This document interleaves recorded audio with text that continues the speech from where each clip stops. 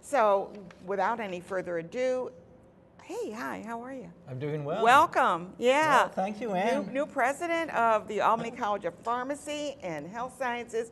And I've seen a few presidents go by my time when I was teaching there and stuff. Yes, you have. Yes. Yeah. Well, How do you like it? I like it. I'm really enjoying it. I'm new to the Capital region, and my wife and I are really enjoying getting to know the area, and we've had a great time up until now. It's a friendly area, isn't it? I mean, it's you know, very people talk about New York, but Right. no, this area is very friendly. Yeah. There's a lot of different things to do here. You can do outdoor stuff, or you can do city stuff. And you have two campuses. That's right. We have a campus in Burlington, and I usually try to Burlington, Vermont. I try to go up there about once a month, and I've enjoyed getting to know the folks up there and really aligning that campus with the needs of that community. So two very different communities. Is that the only college of pharmacy in Vermont? It is. We're Yeah. the only school in the state of Vermont. Is that cool? That is very. I remember when I was going there, everybody would go to Vermont to get their license because there was no college there, and they figured they could get a job there if they. Yeah, that's right. That's right. There are a few alums have done that. Yeah, absolutely. I don't think they do that much anymore. You know, you walked into the college, which has expanded under Gazzo to many buildings, two campuses. Right. And I see that you're looking at a lot of new initiatives. And Right. what is your focus now? We've got the campus, we've got the two campuses. Where do you see the college going? You know, Jim Gazzo had a great run as a president. He expanded the college physically from one building to 7 buildings. We went from 600 students to 1,600 students. We saw a lot of new programs. But that expansion was a physical expansion, and we're pretty much about the size we want to be. And I see us in this next area, not focusing so much on bricks and mortar, but really on people and programs. So we're going to be investing in people, and we're going to be investing in new programs. And this is a great time to be doing that. There's so many changes going on in the healthcare system. Absolutely. And in the health sciences. So it's a very fluid and dynamic time, and it's time for us to get ahead of the curve and really anticipate the direction these things are going. And I should add that in the beginning, it sounds like biblical here, but in the beginning, it was an Albany College of Pharmacy, and that's right. pretty much all it did. Then it expanded to med tech, and so there was medical technology. And then that program went away, and it was still pharmacy. Then it blossomed, and you have, what, 34 or 40 programs now? We do have a lot of programs. I'm that not health sciences did it. So we expanded from the original mission of just a college of pharmacy, and we built out from pharmacy. So there are so many supporting sciences and health careers that we have to, educate students for. We have undergraduate programs and graduate programs. And the health sciences has gotten to be so sophisticated. And if you think about all the different technologies that are coming out that are affecting the practice of medicine, and we're trying to underpin that with educating the next generation to be able to use those technologies.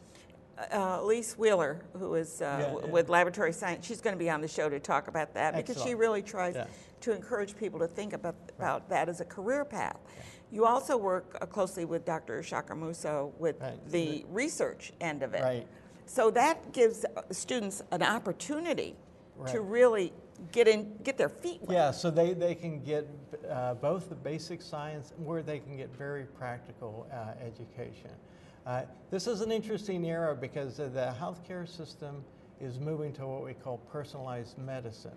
And personalized medicine is designing pharmaceutical treatment and the practice of medicine to meet everyone's individual makeup, their genetic makeup, DNA, their genetic makeup, their lifestyle, their their physical condition, and so there's a lot of basic science feeds into personalized medicine. You got looking at genetic markers, looking for your the BRCA, yeah. and then the use of diagnostics, the use of physiological monitors to track blood pressure, blood oxygen, heart rate, and then you're looking at very rapid screening technologies.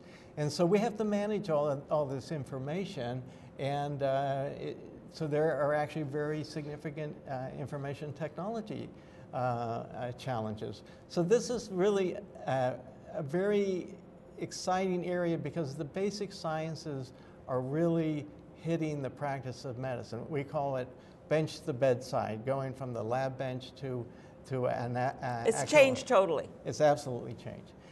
So the other thing that's changed is the reimbursement system. Oh.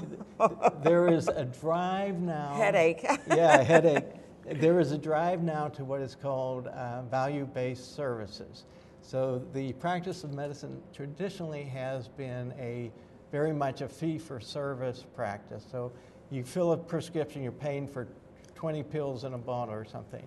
The drive to value-based would be reimbursing for cures, not services. And so that's a very different dynamic, and it creates a different level of investment. Again, that ties into personalized medicine. Well, when I first started, it's a long time ago, you couldn't talk to your patient about medication at all because that was the doctor's purview there. Then we developed that we now do consultations, which was great. And it's mandatory. It is mandatory. You can ask your pharmacist about your drugs, and they are required to discuss this with you. Okay, do they get paid for that? That's the problem. Yes, it's increasingly becoming reimbursable. Because you take time to talk to your patient.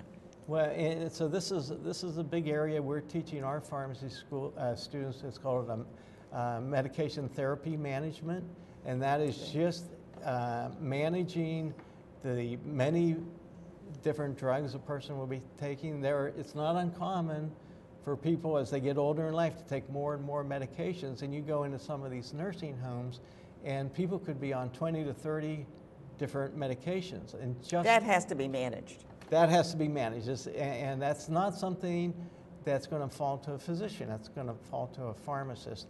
And it also requires an understanding of drug-drug interactions, of dosage levels. It can be quite sophisticated. And that is a role for a pharmacist. And as we go to value-based medicine, that type of management is going to become more and more important. Well, one of the problems, of course, is that as you take these medications, you find out that maybe 5 medications are what you need to treat. Then you've got all these other ones to treat the side effects of the drugs that you were taking, which is really, we've got to kind of get around that somehow. And the pharmacist is the one that can do that. The pharmacist can. And the other thing is, so this whole new area of pharmacogenomics. Pharmacogenomics is to design drugs that fit your particular genetic makeup. So often, a side effect is related to how your body processes a drug. A different drug you may process differently. So we can design the exact types of drugs you take based on your genetics, and with the idea that you'll minimize side effects. And so this whole emerging field of pharmacogenomics offers great hope for the future, but it challenges too. It's challenges designing those drugs and understanding the basic human genetics that go into it, and also the whole economics around small markets. I mean, you're looking at the Hep C drugs that are what, $1,200 a tablet or a treatment or something, and they need how many treatments? I mean, it makes it difficult because as a pharmacist, I mean, you're looking at these expensive tablets and you have to stock them, and you don't. How are you going to do that? And the whole inventory. There's a whole infrastructure of being. So it's a complicated world. Now, if there's a pharmacist watching out there and says, I'd really like to go back and maybe pursue law or something, is there a way of coming back through the pharmacy to develop a new career? Well, so we do have several joint degree programs. We have our predominant degree is the Doctor of Pharmacy. We have a Doctor of Pharmacy, and you can get a JD with Albany College of Law. We have a PharmD MBA with Union Graduate College. So there are joint programs that you can sort of piggyback your pharmacy education and get into one of those other fields. People that do that do well.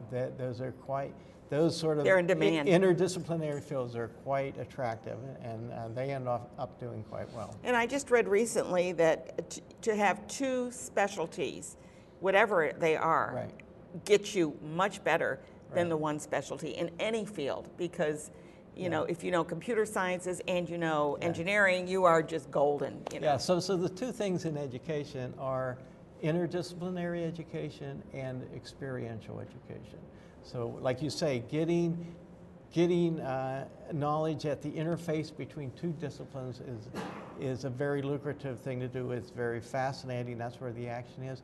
But also getting experiential education, getting that boots on the ground experience in the workplace. And this is something that we want to really push too. We're starting an initiative which I call Beyond Practice Ready. I like that, yeah. So often we worry about in professional training is, are our students going to be practice ready? Are they going to be able to go into a pharmacy and operate as they should? And I'm telling the faculty, we're not worried about practice ready. We want to go beyond practice ready so not only can they go into a pharmacy today, but whatever tomorrow's pharmacy looks like, they'll be able to go into to that. transition into that. Yeah, and so they'll have that adaptability and that interdisciplinary knowledge and skill sets that allow them operate as we see things evolving. So. Well, I think you're doing a great job. I must compliment you. I mean, when I taught at the College of Pharmacy, one of the things I worked with students was communication, and look where I am today. You know, as after I retired from pharmacy, now I'm doing this. So it really helped me in a new area. And those are some of those beyond practice ready skill sets, right? We're speaking with Greg Dewey, who is the new president of the Albany College of Pharmacy and Health Sciences. I want to welcome you again into our community, and I'm so pleased to see you as dean, and I'm looking forward to seeing some great initiatives coming forward. And thank you for being here today. Thank you for having me on the show, Ann. I really enjoyed it.